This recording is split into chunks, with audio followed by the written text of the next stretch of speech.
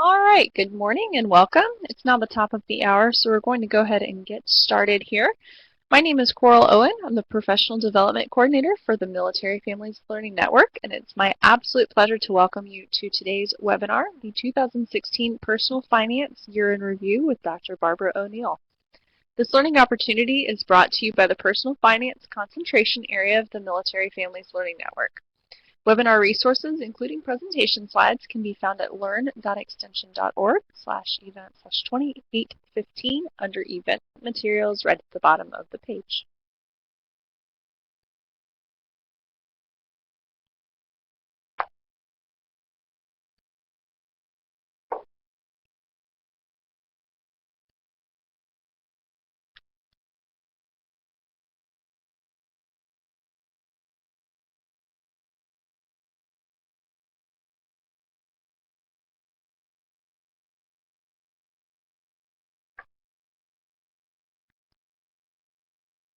Sorry about that. My audio froze there for just a second. All right, the Military Families Learning Network is part of a DoD-USDA partnership for military families, connecting military family service providers and cooperative extension professionals to research and to each other through engaging online learning opportunities. You can explore more about our communities and resources at eextension.org/militaryfamilies. I'd also like to let you know you can join our MFLN webinar email list to receive our monthly update by clicking on the link at the lower right of this slide. Also, the MFLN is active on Facebook and Twitter, and we host an archive of our professional development sessions on YouTube, so we do invite you to check these out. At this time, it's my pleasure to turn things over to Molly Herndon, who is a social media specialist for the personal finance team. Thanks, Molly. Thank you, Coral, and thanks to everyone for joining us today. We're excited about this annual review with Dr. Barbara O'Neill. Many of you have probably attended webinars with her before. She's a financial resource management specialist for Rutgers Cooperative Extension and has been a professor, financial educator, and author for 35 years. Now that we know a bit more about Dr. O'Neill, can you please enter your employment information in this brief survey? If we could open that up, the poll, please.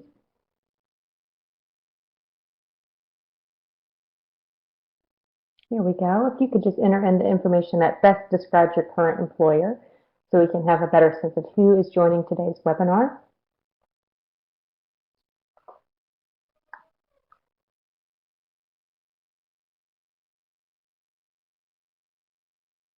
Take just another moment to complete this poll.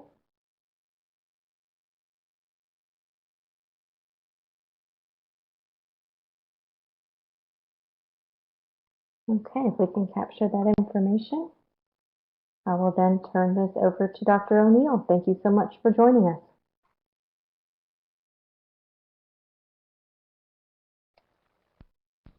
Okay, thank you very much, Molly, and I'm very glad to be here today and do our annual review. I've got a little bit of a cold, so if my voice sounds a little bit funny, that's why, but we're going to get through it. I got through an 80-minute class yesterday at Rutgers, and I certainly can do a 90-minute webinar. So today we're going to be covering a lot of different topics. It's a very eclectic type of webinar, just picking out some research findings, some events and trends, legislation, resources. The only thing that's kind of unifying everything is that all of these things happened in the year 2016.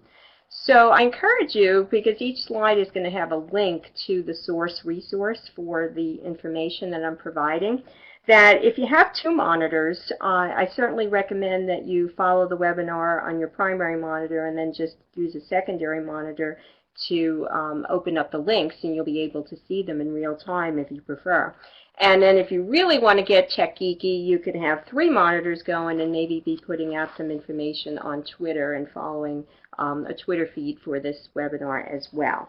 Also, another thing you'll notice that with some of the links that I'm providing, you're probably going to hit paywalls.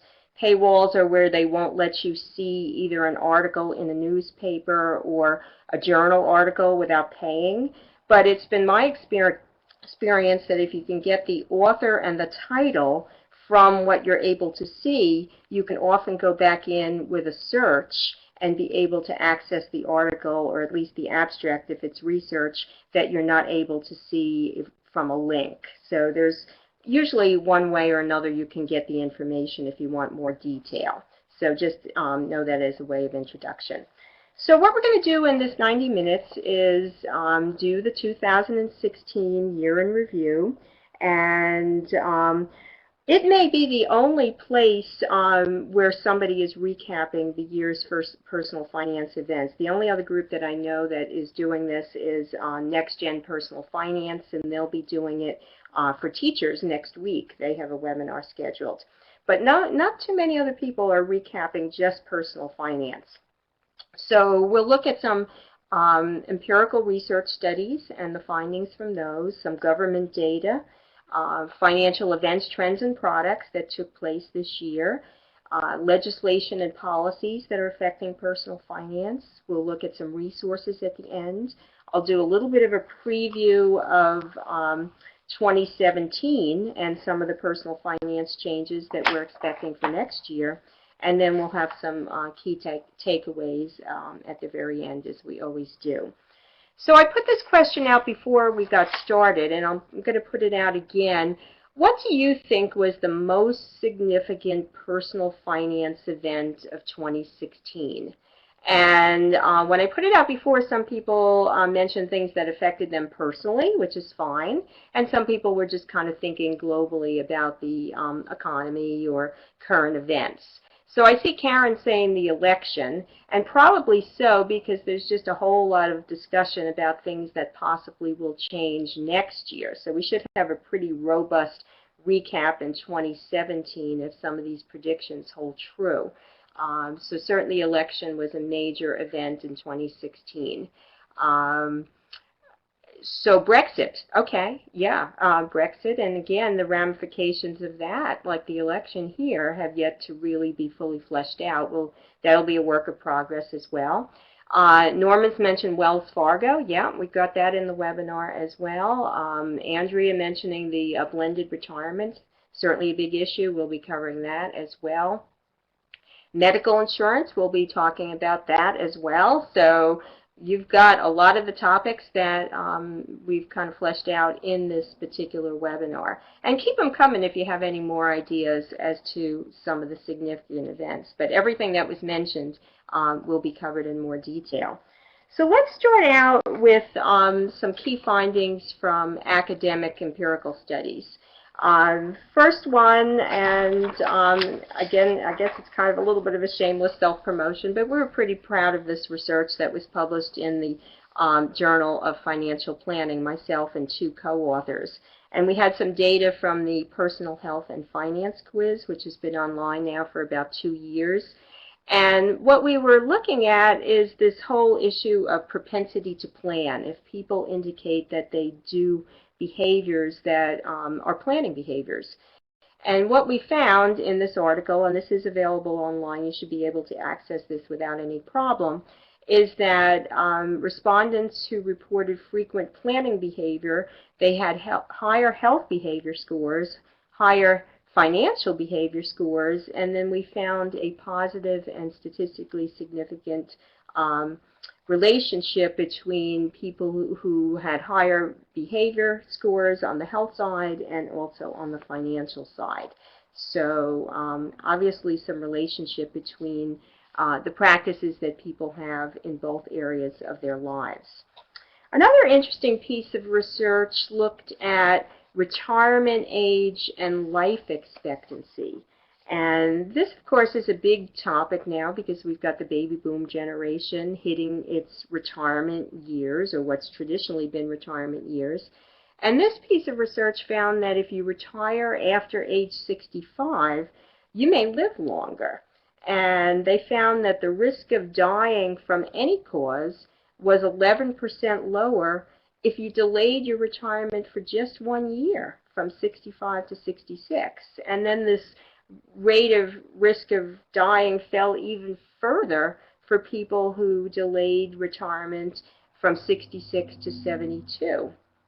And this included even people who retired for health reasons had a lower risk of dying. So the researchers theorized that perhaps postponing retirement delays some of the natural age-related declines in functioning. which could be related to life expectancy.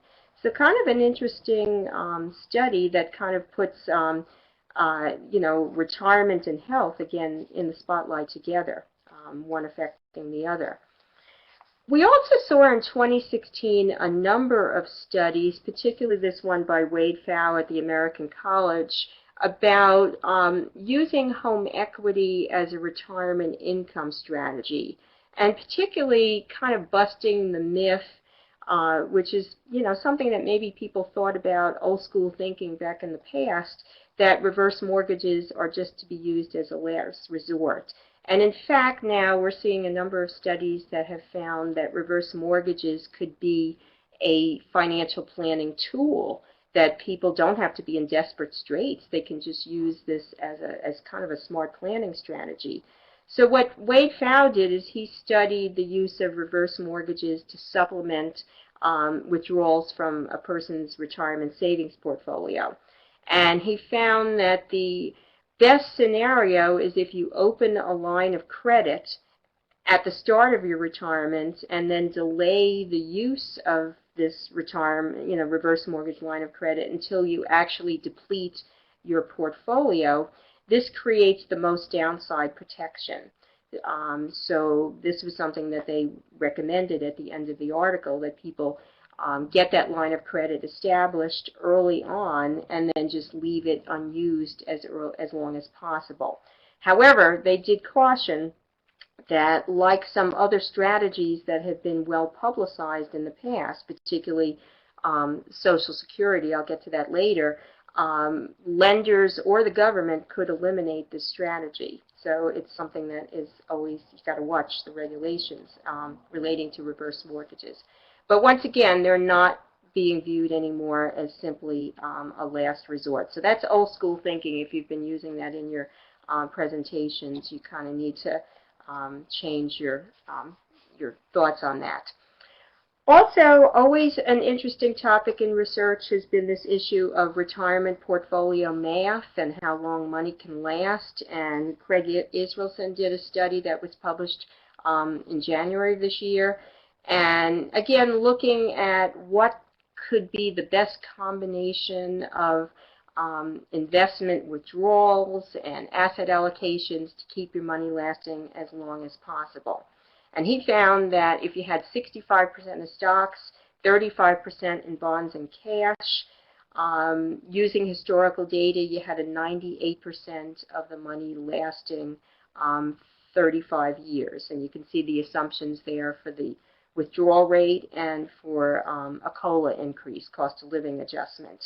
He also noted in his article that if you have a portfolio balance equal to 12 times your final working year salary, that you could replace 60% of your wages with a 5% withdrawal rate.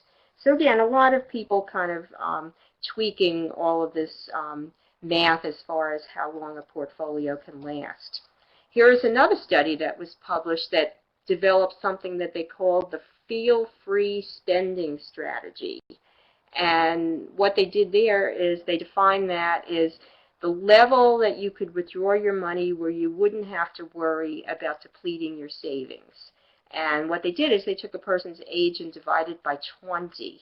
So you could see there that the later that somebody starts drawing down their portfolio, obviously they would be at an older age and they would be able to take out a greater percentage of their savings than somebody who's younger. So you can see it works out to about 3% for somebody who's age 60, 4% for somebody who's age 80. So that, again, kind of an interesting twist on all of the research about how long you can sustain a portfolio. And of course, this is a very easy concept to explain to people or to write up in an article, for example, or a social media post. Guardrails also came into play again, and researchers define guardrails as kind of things that you do in certain situations to try to keep your money lasting as long as possible. So this is a researcher named William Klinger, who happens to be from New Jersey, actually, where I'm from, and he studied retirement portfolio failures, and they define failures as running out of money. And he found that the best predictor of being in that situation is what he defined as the withdrawal rate ratio. And he also indicated that if people can apply guardrails, in other words, maybe some spending restrictions when we get into a down economy, that they can help to ensure a financially successful retirement. And this was published in the Journal of Financial Planning too, and is easily available online if you want the entire article. Another study looked at personal traits of savers, and this was in the AAII Journal, American Association of Individual Investors. And these were some of the traits that they found to be related to good savings behavior. Age, people tended to save up until about age 60, and then it kind of flattens off. Economic hardship in early life, savings behavior in youth, interest in financial news, what they defined as household administration, running a tight household, in other words, people who were kind of, budgeting, keeping their spending on track, having a sense of control, and optimism regarding the economy. These were all traits that they found to be related to positive savings behavior. And then impulsiveness in savings. This was a study that came out, and they found that when people focus on the future, they tend to be less impulsive, and this was regardless of their level of financial literacy. So when people had very high impulsiveness, impulsive spending, for example, and materialism, that tended to be associated with poor financial decision making. And the strongest predictor that they found of good financial decisions was not financial literacy, but a focus on the future. So I think that has a lot of implications for us as educators to try to get people focused on making plans. Again, that kind of associates with the research that I did with planning behavior, and then this future focus seems to be a major factor in people making good financial decisions. Okay, so I'll just stop there. Anybody think of any other academic studies that you saw? I just picked out a few because we only have a little bit of time to cover a lot of things, but just wondering if anybody has seen any other interesting studies. And while you're doing that, I'll just kind of look through the chat and see what if there's any comments coming in. Financial fragility. Yeah, we're actually going to get to some of those studies, Norman, where people have asked questions like, could you scrape together $4,000 or $400? And there's all different studies that have looked at different dollar amounts. So that's been a big issue this year. Okay, let's move on to look at some non-academic studies that were also conducted. This one was done by the TIAA Institute, and they studied what's the best way, again, to try to keep your money lasting as long as it can through retirement.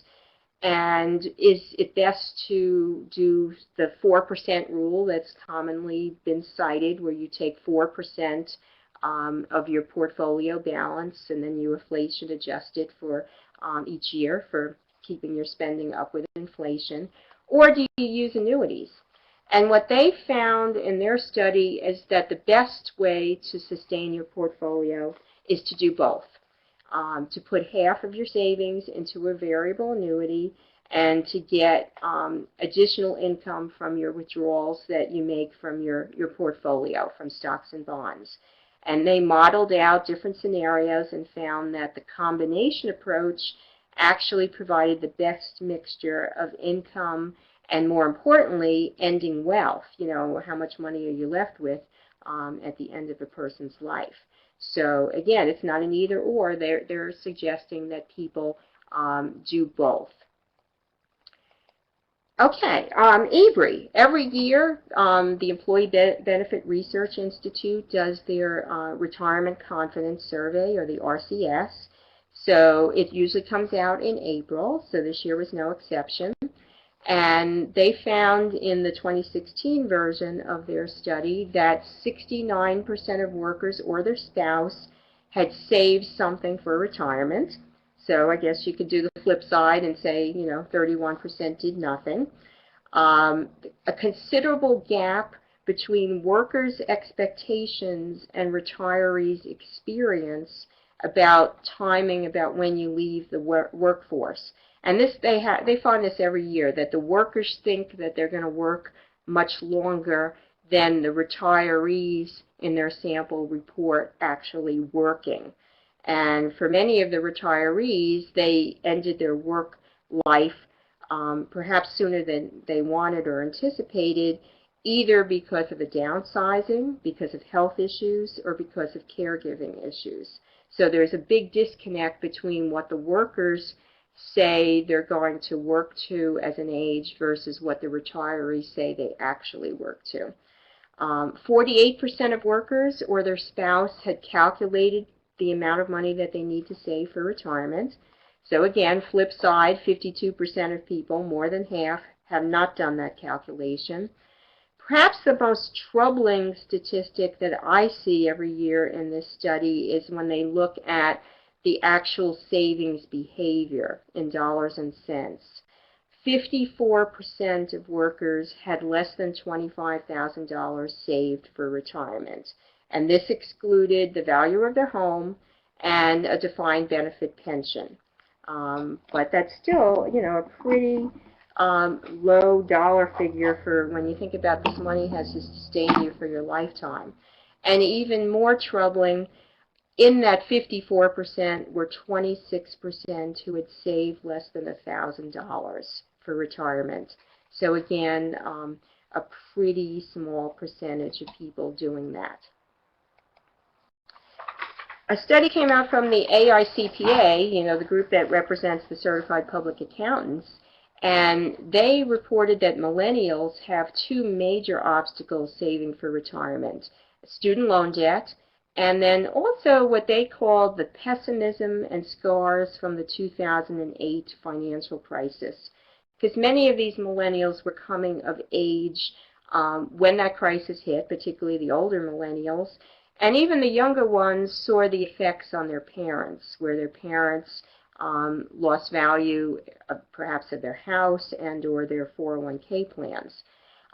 In the AICPA study, only half of the millennials had started to save for retirement.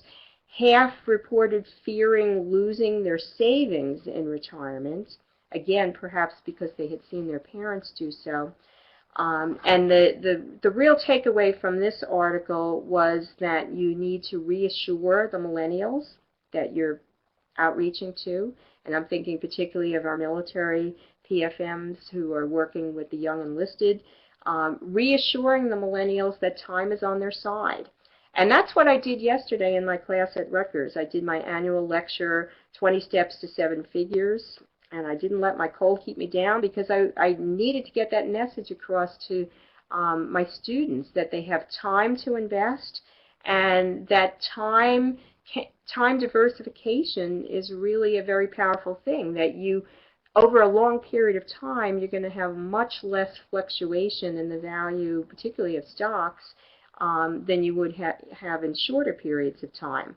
And I kept telling my students yesterday that they have 45 years of compound interest until they reach, age 67, which is their full retirement age, at least currently. So the AICPA study had some really good takeaways for people who are providing financial education to young adults. America Saves every year does a survey during America Saves Week in February. So in their 2016 survey of a little over 1,000 respondents, they found that 49% were saving at least 5% of their income. So that's, pretty good news. 43% were saving automatically outside of work. 40% reported good or excellent progress in meeting their savings needs. And then I think the most important takeaway that this survey and all the previous surveys have found, and it kind of resonates with the research that I did that I reported earlier from our health and personal health and finance quiz, is that people who have plans, and again, this resonates with that other study that talked about the future mindedness, people who have a savings plan with specific goals save more successfully than those without a plan. So again, it speaks to our need to help get people more future-oriented, to help them develop goals, to help them break those goals down into small action steps, and to get on track to start reaching those goals. Because all the research is pointing to the importance of planning and future-mindedness as key indicators of success. Okay, so Norman before mentioned financial fragility. So this is the first of several polls that I'll talk about that has some data about that. So American Associated Press came out with a poll in May, and they found that 75% of people in households making less than $50,000 a year would have difficulty coming up with $1,000 to cover something unexpected. 67% of people in households making $50,000 to $100,000 would have difficulty. And even among households making over $100,000, 38% of respondents in that income category said they would have difficulty coming up with $100,000 a year. So again, it speaks to the difficulty that people have of coming up with, $1,000 to meet some kind of emergency expense, even at a six-figure income. Cost of child care. New America did a study, and I thought this really caught my attention. They said that the full-time care in a center for a child age 4 or under costs more than average in-state college tuition. So you can see the numbers there on the slide. They're both in the $9,000 range. Pretty amazing. I guess not having that expense myself, I had no idea that it was that expensive. So those of you who are dealing with people who have child care expenses probably are much closer to that. And the article went on to say that because of this high expense, 1/5 of families are using a patchwork approach. And patchwork could be anything from, just leaning on friends and relatives whenever they can, taking advantage of perhaps school programs after school, maybe even having parents work alternative shifts so that somebody is always home with children. So a major study that is just detailing the cost of a major expense for American households. Also this year, the National Financial Capability Study came out. It was actually conducted in 2015, but the findings were released during the summer of 2016. And what they did find is a continuation of some positive trends that they had found in the 2012 study. And again, the first study was done in 2009 when we were in the real depths of the financial crisis and the Great Recession. So in the 3 studies that have taken place so far, there has been some positive trending as the economy recovered. So that's not to be unexpected. They did find that the percentage of Americans with health insurance increased. They also found, and again, another evidence of financial fragility is 34% of their respondents, and they had over 27,000 respondents, said they probably or certainly could not come up with $2,000 for unexpected needs. And half of their respondents did not have an emergency fund of 3 months' expenses. By the way, for anybody listening who might be a researcher or know a researcher, these data are available on their website, and the FINRA folks do encourage researchers to use their data and conduct studies of financial planning topics. So just put that out there so you would know that. Another study came out talking about the aftermath of identity theft. And it reported in 2016 that in 2015, 150 million Social Security numbers were exposed in breaches. I mean, that's amazing. In a country of 320 million people, we had 150 million Social Security numbers exposed. They also reported in their study that takeovers of credit cards are down, and we're attributing that perhaps to the increased use of chips, where people now have to dip their credit card as opposed to swiping it as would have been done in the past. But where they were seeing increases were new account fraud, unauthorized use of debit cards, and bank accounts and PayPal.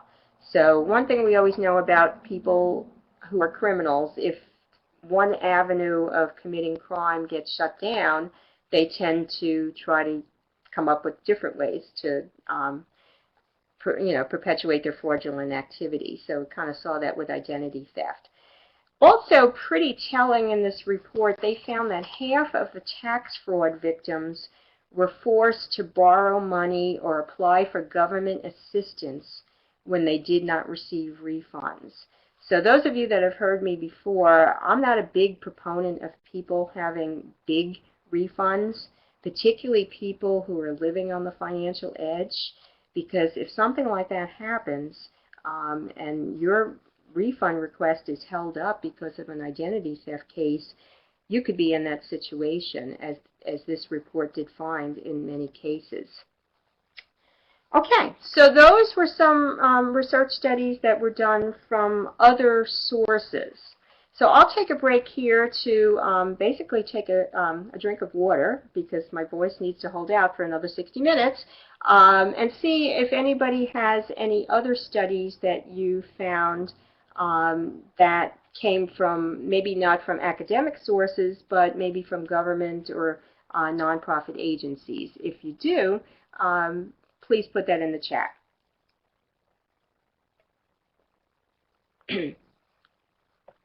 So I see Jerry's typing there something about a thick report. Okay, that's the Federal Reserve. Yeah, the Federal Reserve report is a great source of information, and they do that every 3 years. They have the Survey of Consumer Finances.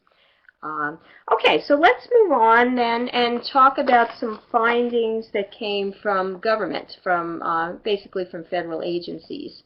So this was from the Bureau of Labor Statistics, and they had a report that was looking at spending patterns of older adults. And they found that spending patterns don't change significantly in many categories until a person hits about age 65. And then spending tends to have some pretty major changes. So those of you who are doing retirement planning programs and are talking to people about their future spending might find this kind of interesting. They found that after age 75, particularly clothing, transportation, and entertainment costs decline. But they also found that health expenditures beyond age 64, of course, increase. So when we talk to people in retirement planning programs about expenses that tend to increase, here are some numbers where you can actually put a number with an age group, and you can see that, 55 to 64, and then going all the way up to age 75 plus.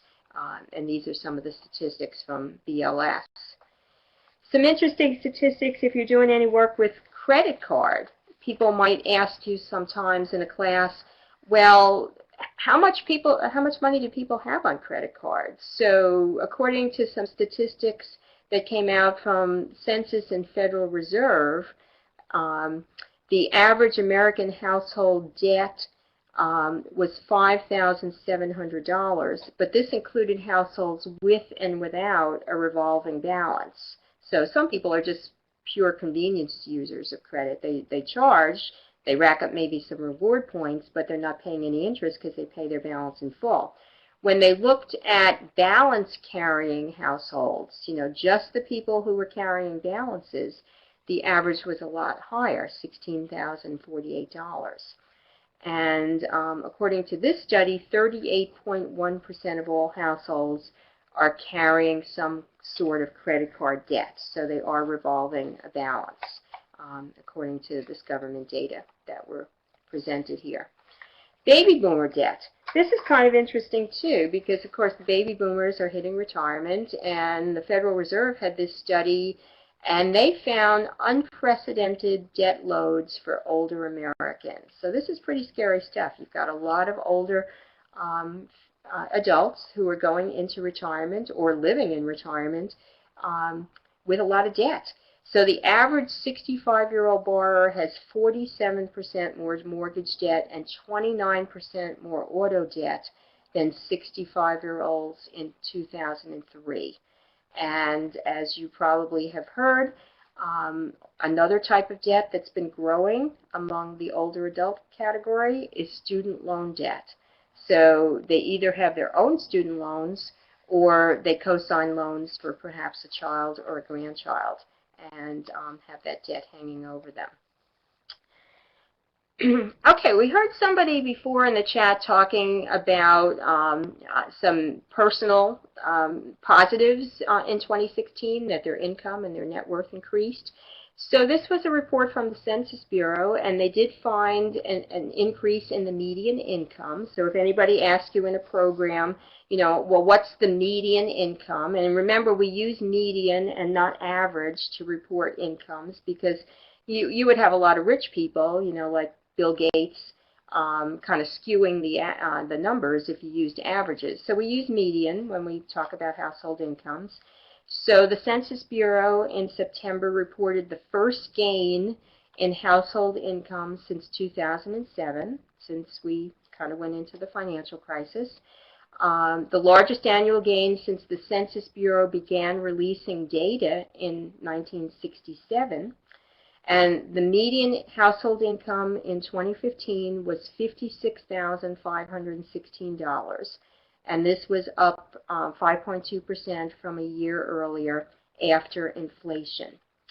And also the number of, the percentage of households at the official poverty rate declined from 2014.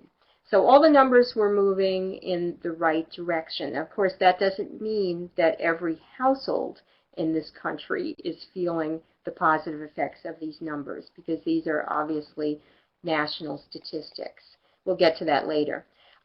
National net worth increase. Okay, so somebody reported before that their personal net worth had increased, and Americans indeed reported the same.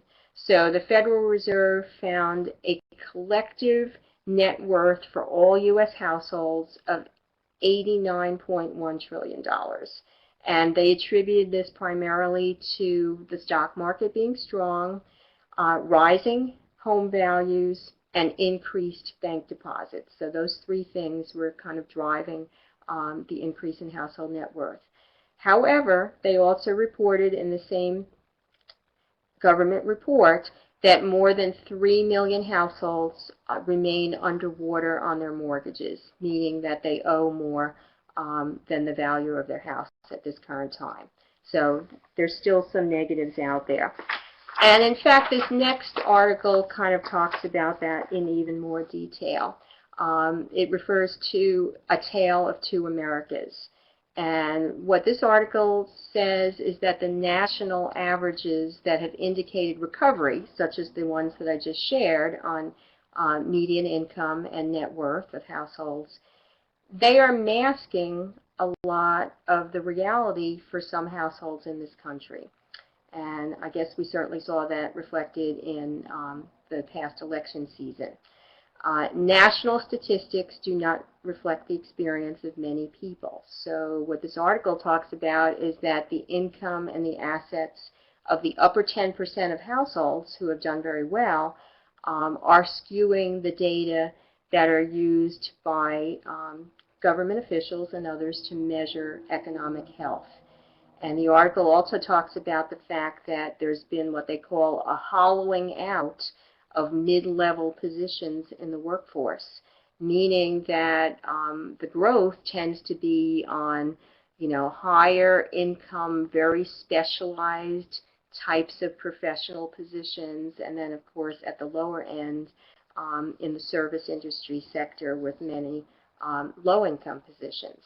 So the middle is getting smaller. And so that's an interesting article that kind of talks about that.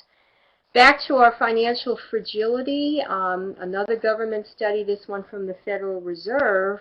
You may have heard this one because it got a lot of attention, particularly on social media this summer.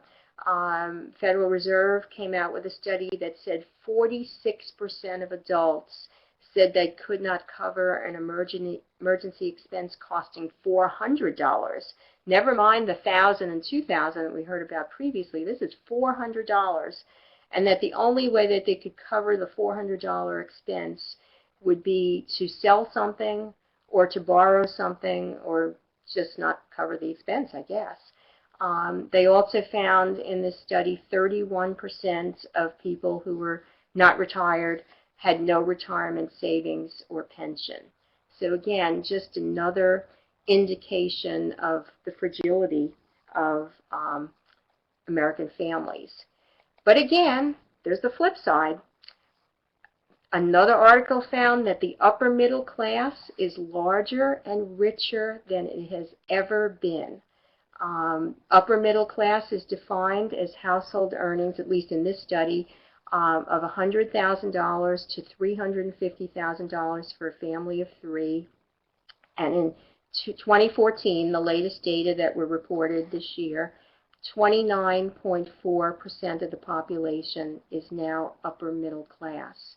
So again, all of these statistics, all of these studies, they are just, showing some of the depths of financial despair for some households and the positive progress for others, and just a wide variance in household incomes and the issues that people are dealing with. And I see this reflected in my extension work because I can be doing programs that are serving the upper middle class on one day and then doing programs that are really targeted toward the lower income somewhere else. So many of us are going to see this, what I guess you could call a bifurcation in American household statistics, also reflected in our work because we have a bifurcated audience that we're dealing with, people at different levels of economic progress and strata. Okay, so throw out another question so I can take another sip of water. Any other interesting financial surveys that you all remember? Anything that hit your radar that didn't hit mine? Or maybe your organization did one, did a study. Okay, I'm looking at, Pilar has the overtime rule. Okay, yeah, that's a good point. I didn't mention that, and that's a good thing to think about. People who are maybe in salaried positions but are working a lot of extra hours on the job. That's a really important thing that's covering some people. And then Jerry's making the point that the averages is so important. Yeah, that, people are using averages, but you've just got to remember that particularly in this economy that we have now, the averages are, you've got a lot of people at the lower end and the higher end, and not too many people that are in the middle. So you may have averages that look like middle income, but in effect, what you've got is kind of like almost like a barbell, where you have two kind of heavier population groups on both ends. So it's something to think about. Okay, so if you find any other studies and want to share anything in the chat, please do that. Okay, this is probably the longest part of the webinar where we'll get into things that happened. So we're going to talk about events and trends and products that came out in 2016. And again, sometimes these things have been happening gradually, and all of a sudden you see a statistic and it kind of hits you over the head and say, wow. So this is what this first study did for me. In 2016, for the first time ever, more than half of workers, 51%, have a deductible of more than $1,000 for a health insurance plan covering a single person versus 46% last year. So this is a major shift that you've got people that are on the hook for $1,000 before their insurance even kicks in. And in 2017, they're predicting that 84% of large employers will offer high deductible plans, and 35% of large employers will offer only high deductible plans. So this is a major shift that is going to be affecting a lot of people. I mean, it speaks to the need to have an emergency fund. It speaks to the need to have health savings accounts. People are going to need to have some backup dollars to help pay these out-of-pocket expenses, which are just going to be increasing. So, major change here with health insurance. Also, continuing on the theme with health insurance, we saw this year a decline in workplace wellness benefits that were designed to cut employee health costs. So this is an article that talks about that from the Wall Street Journal, and some of the examples of things that some workplaces cut back on-site flu shots. Luckily, we still get those at Rutgers, which is a nice benefit. 24-hour nurse hotlines, health coaching programs, insurance premium discounts. And the article talks about one of the major reasons for that is employers are having a hard time measuring the return on investments for these wellness programs. So they tend to get cut when there isn't sufficient evidence maybe proving that they work. Another interesting thing on health insurance, the percentage of uninsured Americans is at an historic low. So a survey came out in 2016. It found that 8.8% of respondents lacked health insurance versus 16% in 2010. And that translates to 27.3 million people. As you can see from the next bullet points, a higher percentage of younger adults were uninsured, 15.9%, versus 8.1% for the older group, 45 to 64-year-olds. And this study, too, found that around 40% of those under 65 were in a high deductible plan versus 25% in 2010. So again, just pointing out that shift toward the high deductible plans, also the increase in people with health insurance. And obviously the Affordable Care Act taking place during this time period has a major impact there for sure. Speaking of the ACA, there's been a major target in 2016 to get the young adults enrolled, people under age 35. And the government has gone all out. They're using Twitter, they're using Twitch, which is a video game platform that's targeted toward young adults. And it's absolutely necessary that they get young adults into the healthcare system to be able to offset the cost for people who are older and sicker. So right now we're in the open enrollment period. It began on November 1st. It will go through the end of January. And the big concern that they have now is that if the enrollment stagnates, we could have issues with more insurers, the insurance companies, dropping out. So that's something to keep in mind as well. Also this year, again, keeping with ACA, the choices that people have continue to shrink. And the Kaiser Foundation was estimating that in next year, in 2017, there could be just one option for coverage in 31% of the counties in this country. So that trend is not a good one. Unfortunately, many insurers are losing money on the ACA plans. Many of the major insurers have withdrawn from the market, and the remaining insurers are increasing their premiums. So that hasn't been a positive trend. In 2016, we saw the last year of the phase-in of the tax penalties for not having a health insurance plan. So the official language that the IRS uses is shared responsibility payments. You'll never hear the IRS talking about a fee or a tax. They call it shared responsibility payments. But in effect, it is a fee or a tax, and it comes through on a person's tax return during tax season. So this fee has been rising. In 2014, that was the first year that people had to have health insurance under the Affordable Care Act. Now we're 3 years in, and the penalty has gotten much higher. So in 2016, it's the greater of either the flat assessment or the percentage of income assessment. And the flat assessment is $695 per adult, half of that for a child, up to the maximum of $2,085, or 2.5% of household income up to the national average cost of a bronze plan. And it's the greater of those two that will be the penalty that people have to pay. So it has gotten significant.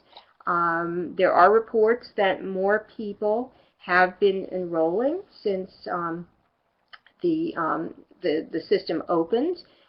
Some people have attributed to the election and uncertainty about what might happen to the ACA, and some people have attributed to the fact that the penalties are indeed higher than they were in the past. So, could be a number of reasons why people are signing up.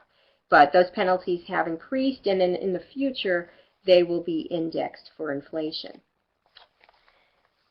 Also this year, there was a reported decline in long-term care insurance. Continuing with the insurance theme, Americans bought 105,000 long-term care policies in 2015 versus 750,000 policies in the year 2000. And yet we had 3.2 million baby boomers turn 65. So we have a lot of population there who obviously are getting older. And there are reports that 70% of people turning 65 will at some point in their lives need some type of long-term care. And then you can see the cost there on the slide for 8 hours of daily care annually, and then a year of nursing home care annually. So this is an uncovered expense for many families. Another interesting study found older working women.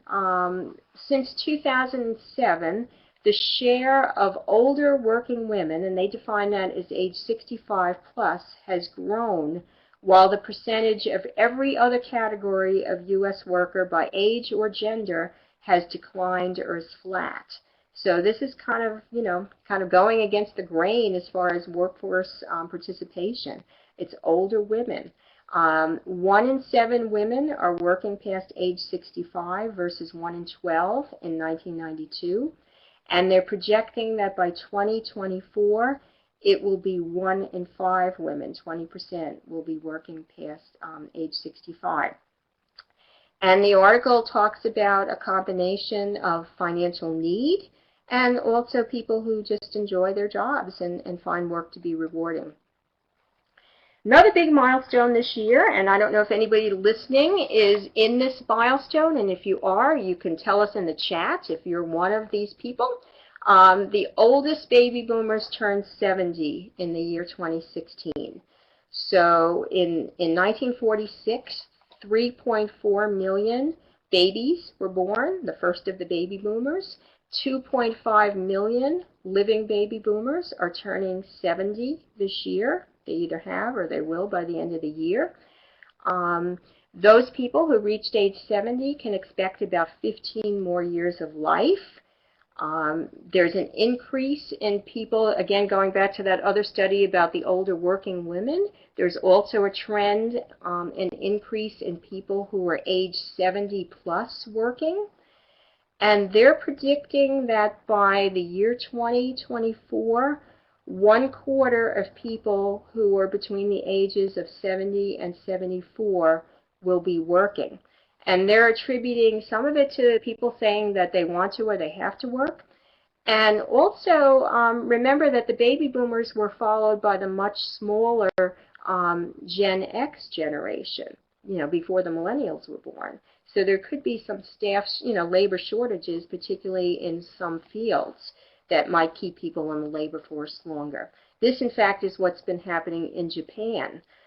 Japan has had a very older, aging workforce.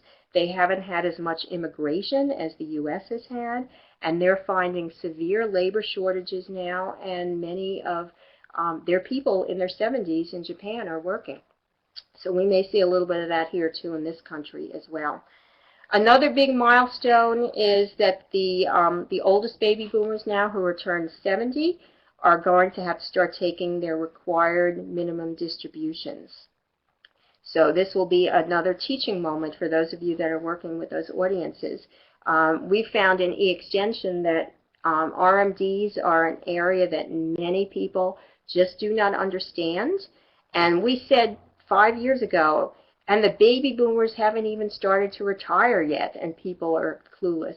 Now the boomers will be starting to take their RMDs, so there'll be a lot of need for information for that group to make sure that they do that properly. Because if you don't take the RMD properly, the tax is 50% of the amount that you should have taken out but didn't.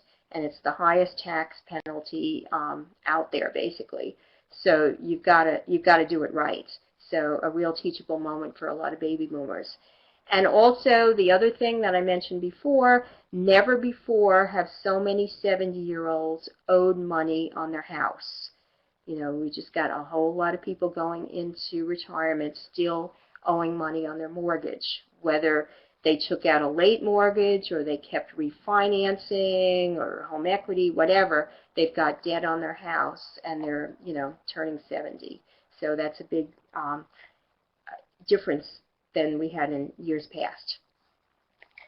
An article on bank overdraft fees. So they continue to go up. The typical overdraft fee in 2016 was $34. CFPB did a study, and they found that the majority of overdrafts are made on transactions of $24 or less. And they actually put an APR to this. They said if somebody borrowed $24 for 3 days and paid an overdraft fee of $34, the APR would be 17,000%. So, talk about a pretty hefty fee for a small amount of money being borrowed for a small amount of time. So people need to watch those fees for sure. Somebody mentioned before Wells Fargo, so we can't get the year wrapped up without talking about this scandal, because it was a major scandal. Wells Fargo was fined $185 million for creating fake bank and credit card accounts. And many people attributed this to kind of a culture that they had of having sales targets that were very high and unrealistic, and pretty much getting some of their employers into a mode where they did what they had to kind of meet these targets and perhaps keep their jobs. I don't know. So more than 5,000 employees have been let go. Their CEO stepped down. What happened is that a lot of people ended up with unwanted credit cards, fake PIN numbers, transfers to fake accounts, and then what happened in some cases were when people's money was transferred to these fake accounts so that, people could report that they opened accounts even though they weren't real accounts, the money that got taken out of the real accounts went under certain balance requirements, and then people had overdraft fees, and so it was a real mess for a lot of people. So the takeaways there is, you do want to check your credit report, see if there's any evidence of unwanted credit cards, and of course check your bank statements as well. So there's a really good article there from CNN Money that just talks about that whole scandal and what happens. So I guess the question I would throw out is, anybody affected by that personally? I have a Wells Fargo account. I went into my local office, asked some questions, and they assured me that nobody in at least in my local bank, was involved with that. But I'd just be curious to see if anybody has had any personal experience, or if you've had any clients that have had experience being a victim of that scandal, and what's happened to them. Be curious to have some good stories about that. Always good to have good stories when you teach personal finance. This is interesting. Automated clearinghouse, which of course is the processing system for electronic fund transfers in this country. So we're talking about a massive amount of money, $42 trillion, that is moved electronically in this country. You may have noticed this in your bank, or perhaps in your employer, because in September, ACH made a major step toward what they're calling real-time money movements. And what they're saying now is that businesses can literally hold on to their cash until the day that their workers get paid, instead of having to part with that money a few days earlier, and having to, have time allotted for processing and that sort of thing.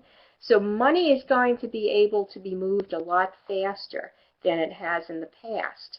And I don't know about you, but we have a new system at Rutgers now where our expenses are being reimbursed with deposits directly into our bank accounts. We've already had direct deposit, of course, with our paychecks, but now any kind of expense reimbursement, because the ACH has gotten a lot better apparently this year to be able to do that. So you may find that as well, where you'll be getting direct deposits for things instead of having checks cut or any other systems that were used. Okay, got to take another sip here. Keep my voice going. I don't know how many of you have heard about this report. It didn't get a lot of attention in mainstream media, but if you follow the public policy circuit, as I do, it did get some attention. And it's been dubbed the Quiet Catastrophe Report. The official name is Men Without Work, America's Invisible Crisis. And what this report found is that we have a smaller percentage of men aged 25 to 54 working today than near the end of the Great Depression. And that's pretty scary. It goes on to say if the labor force participation was as high today as it was in the year 2000, 10 million more Americans would have jobs. And, a lot of these people are just not being counted anymore, and they're getting by. In fact, the article, the monograph goes on to say that most of the people are living better than maybe some single parents with children, and they're getting by on a combination of government benefits and support by other people, parents, spouses, significant others, whoever. And they found in this monograph that people who, again, are not working, they spend 5.5 hours a day watching television and movies and basically a lot of screen time, if you will. So kind of an interesting study because, again, it reflects in people's finances. If somebody is not in the labor force, what is that doing to the income and the finances of American families? So it's a very interesting piece if you get the time to read it. It will open a lot of eyes and give you a lot of insights into what's happening in many families. Speaking of families living together, not only do we have a lot of people who are not working, but we also have a lot of millennials living at home. So this caught my eye too. For the first time in the modern era, living with parents is edging out all other living arrangements for 18 to 34-year-olds. And this comes from the Pew Research Center. So just under a third of millennials are living at home, 18 to 34-year-olds. And in New Jersey, and my financial educator friend Ruth Cummings can appreciate this, it's almost a half in New Jersey. And they mention that we're a very high-cost state, so housing is very expensive, probably on the West Coast as well. You're going to see some pretty high expenses. So think about this. This is the first time, again, another first time thing, millennials living at home. So this is having an impact on their parents' retirement savings, on home downsizing plans, family expenses. Just think of the impact that you have in this situation. I got to tell you a good story on this. I was coming back from the FPA conference, which was in Baltimore a few months ago, and I was taking the train back to New Jersey. And I get into the club car, and there were a couple other people who had come from the conference, and we all could tell we had been at the FPA conference because we all had the same Vanguard bags that they had given out in the exhibit hall. So we started talking, and one planner mentioned that she had a client who wants to leave, desperately wants to leave New Jersey and can't get out, because basically her two kids have come home and moved in. And so she wants to leave. She's at a point where she wants to leave her job. She wants to get to a warmer climate, and she just can't sell the house. So I had another planner that was talking with her and said, yeah, I'm in that same situation. I plan to sell the house when my kids are in the senior year in college, so they can't come back. I thought that was kind of interesting. But again, it just kind of speaks to some of the situation that is taking place, where you've got the financial needs of one generation obviously impacting on the needs of another generation as well. So we've got a lot of millennials living at home. Speaking of millennials, since this affects them more than anybody, some good news, a little bit modest good news, is that it was reported this year that the share of borrowers defaulting on student loans has fallen modestly. It still remains high. Just over 11% of 5.2 million students who left school a few years ago have defaulted. They define default as going more than 360 days without making a payment after leaving school.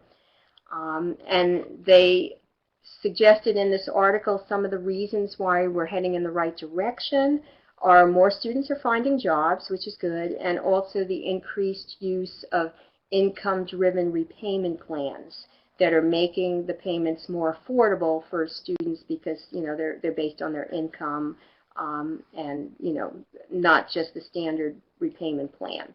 So a little bit about student loan debt.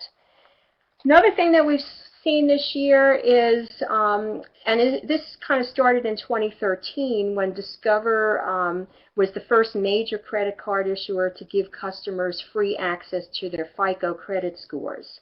So this year, 3 years later, most big banks are now providing credit score access to customers. And in many cases, it's provided in a very convenient way. It's either on their statement, as the Discover credit card does. It's part of a person's credit card statement when they get their bill. Or some other banks are providing it through their online access, so people can access their credit card account online and check their credit score as well. So we found a few years ago when we did some research at Rutgers that people actually had more frequent access to their credit scores than their credit reports, even though scores are not required by law and credit reports are.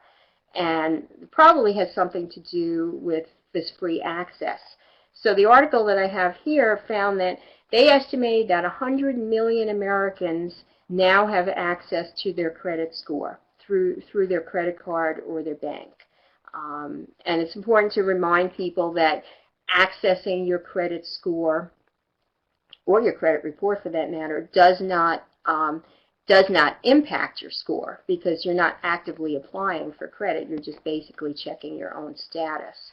So many people don't realize that. Tax fraud scams. So we saw an explosion of those. So just in the chat, anybody got any calls from the purporting to come from the IRS this year? I know I have. So have any of you gotten any of those? There was an explosion of tax fraud scams, and some of them came through fake emails. Some of them came from calls. So Jerry said, yeah, you got one of those calls too. Some of the calls and emails were tying in the taxes to the Affordable Care Act, and telling people that, you didn't pay your health insurance fee, you still owe taxes, that sort of thing. And some of them were actually asking people to make payment of their income taxes with a prepaid debit card. Now, you would think that would be a major red flag, but again, some of these can be kind of convincing. Remember, too, that a lot of these are coming through spear phishing. Spear phishing is a very kind of personalized type of phishing scam where somebody has gotten contact information about a person, a victim, through some kind of hacking perhaps. And maybe some of these things sound a little bit convincing. So people are still falling for some of these frauds. So you got to remind people, remember that the IRS never initiates contact by email or by telephone. If you're going to hear something bad from the IRS, it's going to be through U.S. mail and no other way. So that's the bottom line thing to tell people. But there have been a lot of frauds. However, on the flip side this year, there was also an unprecedented public-private partnership crackdown in tax identity theft. So this year was the first year that the tax preparation firms and the IRS and the state tax authorities, for states that have an income tax, actively shared information. And it prevented millions of dollars in fraudulent refunds, and tax identity theft dropped 50% during the first 9 months of this year. So a lot of these cooperation types of things seem to have worked. And they're planning more safeguards for 2017, and you may have heard that there will be a delay for people who are claiming the earned income tax refund, earned income tax credit, excuse me. And part of that has to do with being able to check that the information is correct to prevent tax refund fraud. Okay. Also, this year, the CFPB cracked down on predatory installment loans. Actually, what they did is they cracked down on the payday loans. And what this has done is that it's increased predatory installment loans. Like I said before, when authorities crack down on one type of fraud, usually there are other types of fraud that kind of fill the void and take their place. So since the CFPB was focused in on payday loans, these installment loans have come into place. They often have triple-digit APRs, but people have a longer time to pay the loan back. So instead of just being the next payday, it might be, within a matter of months. So you're still going to see a lot of people struggling. They just might be struggling to pay a different type of loan that's in the past. Also, these loans tend to be for a little bit larger dollar amounts than you would have seen with payday loans in the past. Okay, switching gears again, another trend. This was the 40th birthday of the first index fund. So Jack Bogle from Vanguard opened the Vanguard 500 Index Fund in 1976 with $11.3 million of assets. Today, there are 20 million investor clients, including many who proudly call themselves the Bogleheads, who follow Jack Bogle. If you haven't checked them out, you may find some of their writings to be kind of interesting. And the fund now holds more than $3 trillion in passively managed assets. So big change over 40 years. Another change, the U.S. home ownership rate. This is another one of these things caught my eye, because when people start talking about ever and using the word, it catches my eye. So July of 2016, the Census Bureau reported that the percentage of U.S. households that own homes was the lowest level in 51 years. And in 1965, the U.S. Census started tracking home ownership rates, and we matched the rate from 1965. So 62.9%, it was 69.2% in 2004. And the reasons that they reported in this article: rising property prices, high rent, stagnant pay, and student loan debt affecting that. And again, another article that came out that kind of dovetails with that research that I reported before, that reverse mortgages are starting to get a new respectability, that they're not being viewed as a last resort anymore. A lot of that had to do with some major consumer protections that were passed in 2013. These protections put into place some safeguards so that people just can't take all their home equity at once and deplete it. And also new protections were passed for non-borrowing spouses who can now remain in a house with a reverse mortgage, assuming that they meet certain conditions, where in the past they would have been forced out.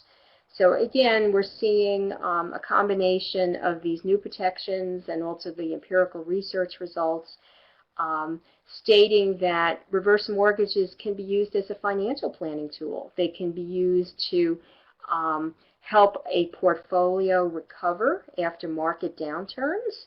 And they also have been modeled in scenarios where people could perhaps use the reverse mortgage for a period of time and then postpone their Social Security benefits until age 70 so they can get the delayed retirement credits. So lots of new twists on reverse mortgages. Okay, so anything else that you remember that happened this year? So I'm just scanning through the chat, and I'm seeing that many of you were talking about the fact that you had received some of those fake IRS calls and things like that. Yeah, okay, John, we're right on it. That's the next slide. We're going to get right on the fiduciary rule, which I actually put into the category of government legislation and policies affecting personal finances. So right on it.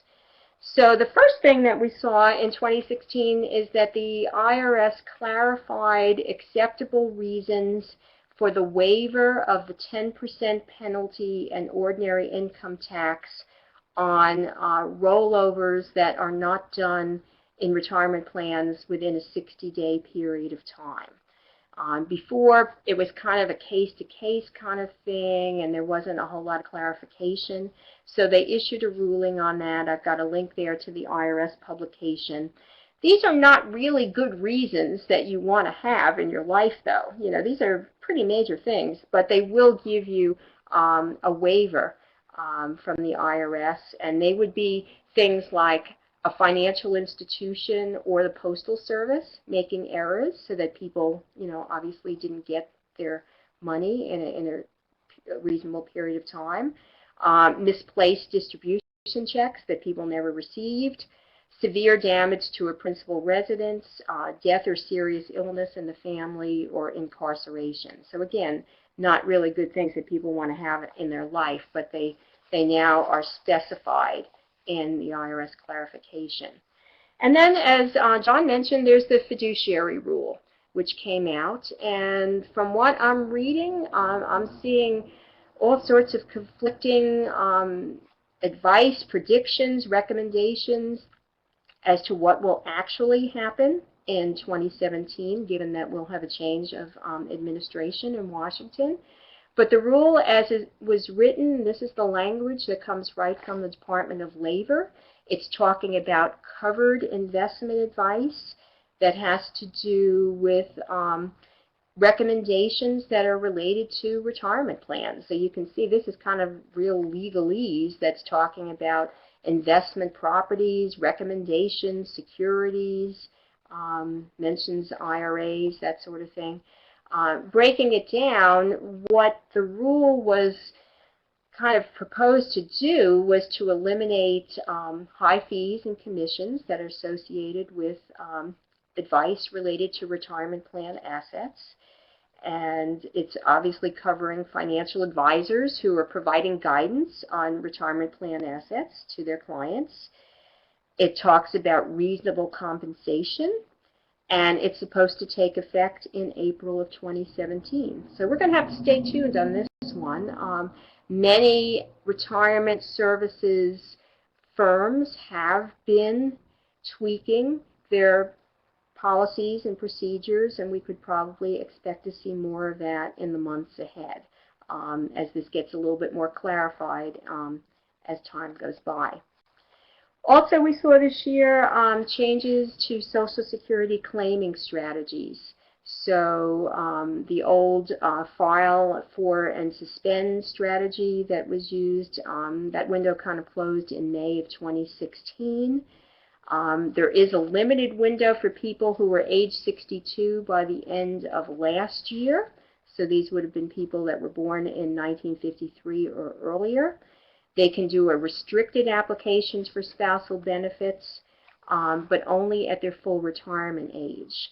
And then just a reminder that people still have the one-time right to withdraw their application for benefits, but they have to do it within 12 months after their benefits begin. So there was a really good article in the Journal of Financial Planning that talks about these new strategies and what changed in 2016. And then another thing is the new FAFSA timeline, the free application for federal student aid. People are now able to apply now. I mean, October 1st, the window opened instead of having to wait until next year, which would have been the case in the past. So what's happening is people are actually able to use actual income tax data rather than doing it the following year and using estimated data because they hadn't filed their tax returns yet. So everything is expected to move forward. So as people apply for federal aid sooner, they're going to get offers sooner from the colleges. So the takeaways to people are to submit their FAFSA form as soon as possible. And they're also telling people to back up a year sooner if they're going to take any major capital gains or do anything else that will affect the income that would be reported on the FAFSA form. So there's a really good article that talks about that. In the military world, we had two major events that took place. The final rule changes to the Military Lending Act. And I just have a couple of bullet points that I took off the FDIC website that talked about this. And just a reminder that we had a webinar earlier this year where we actually had a segment that went into great detail about the Military Lending Act. Of course, the big provision there is that 36% military annual percentage rate and the extension of that to a wider range of credit products. And then, of course, the other big thing is the blended retirement system. And the three pillars of that system are retirement pay, automatic contributions plus match to the TSP, and then the continuation pay at the mid-career point. So we're going to have an entire webinar that will cover the blended retirement system. These are just some of the key bullet points just to kind of cover for now, that there will be the 1% automatic DoD contribution to the TSP, that there'll be up to the 5% base pay match for TSP deposits up through 26 years of service, that if you serve that 20 years, you hit that 20-year mark, you'll get the 40% of the highest 36 months of the average base pay, the continuation bonus at 12 years, and then all the different opt-in periods. And 2017 is going to be kind of a major teaching moment, and that's why we're going to have that webinar next year to really get into this in detail. There was a study that came out from Blue Star Families that looked at some of the challenges in military families, so there's a link to that. Those findings were released in this year. And also the Department of Defense Manpower Data Center also came out with their study, and they've got findings also about their study of families and military families. And also there's an interesting article, the second bullet point compares the methodology of the two studies.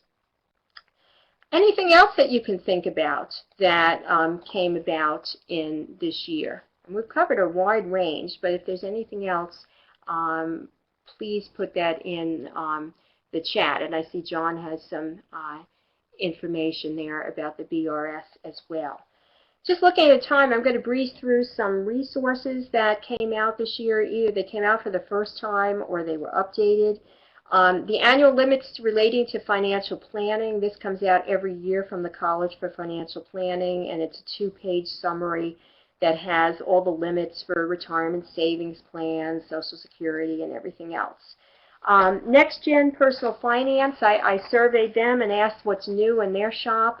And they launched a lot of different things this year, tools that financial educators can use. They have questions of the day, data crunches. They came out with case studies. And in case there's any teachers on the webinar today, they actually started their Teacher Institute that I think they're going to continue in the future.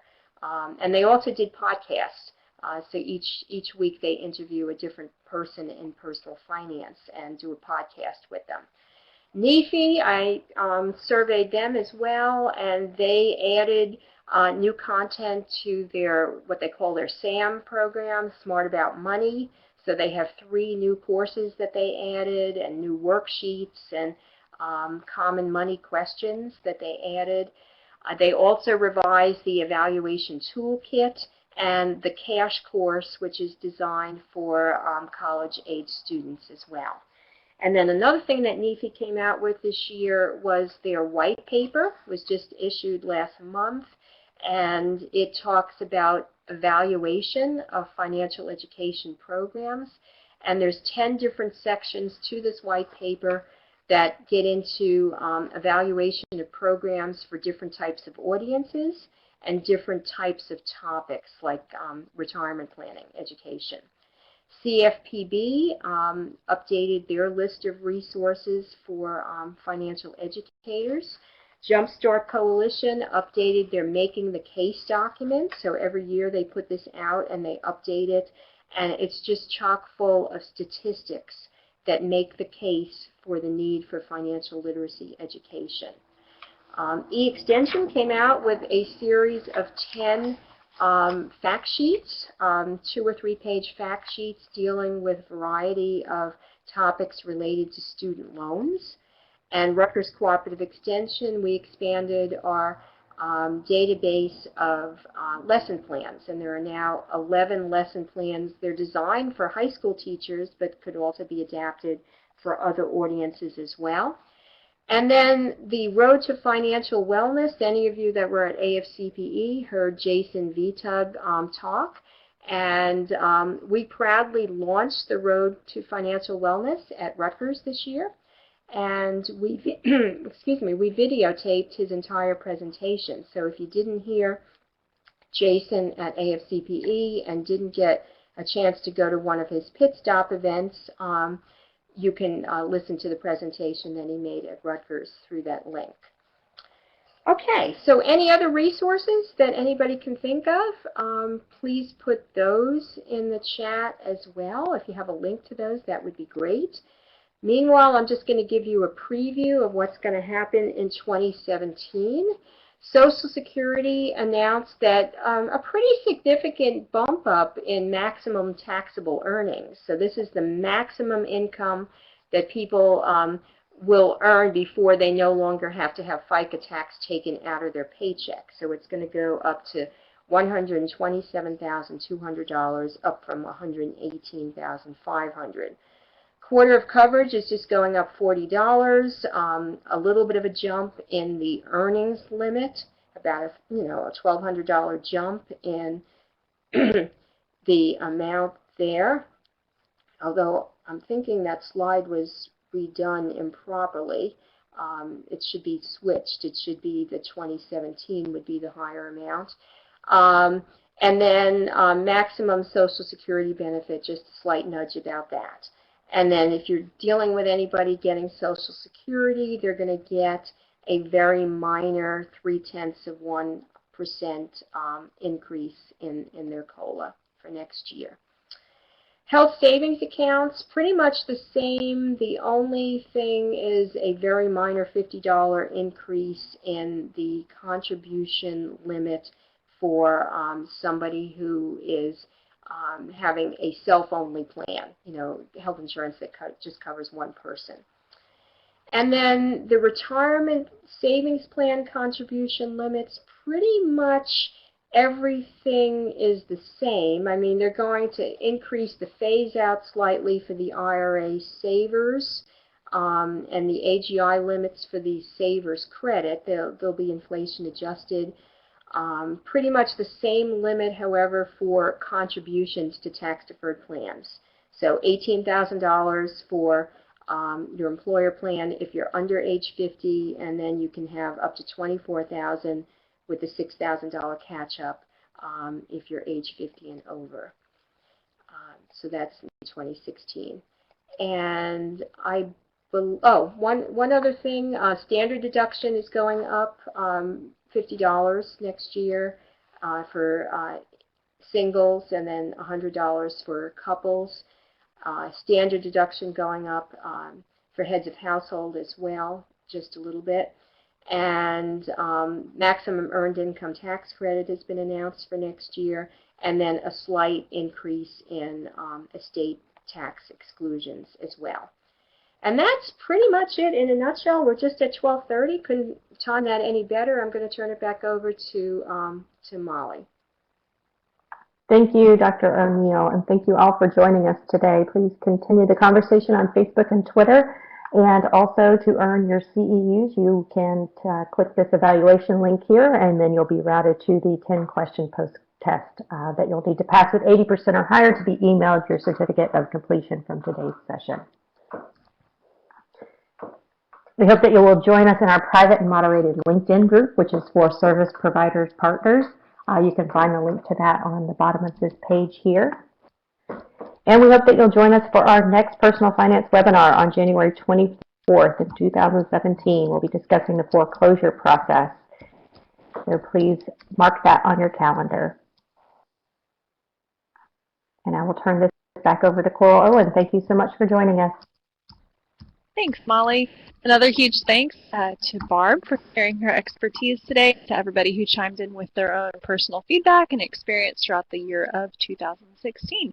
So just a heads up, we have placed that link for the CEUs and evaluation in the chat pod to the lower left-hand corner. Also, the link to the LinkedIn group if you are a service provider partner, so DoD, active duty, reserve, guard, any of these categories or cooperative extension, and you'd like to join us, please feel free to send us a link or request via that link.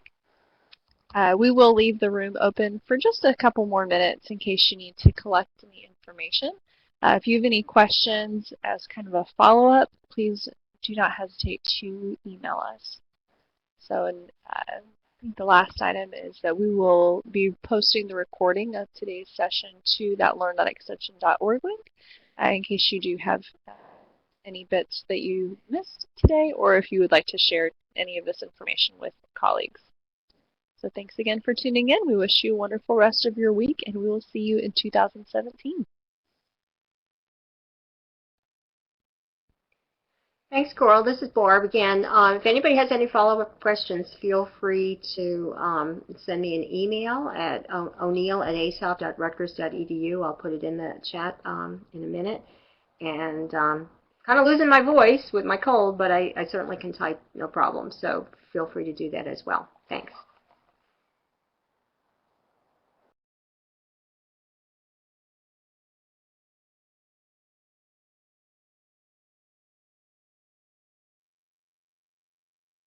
Thanks, Barb. If you do want to go ahead and put your email address in the chat pod, that would be fantastic. Much appreciated.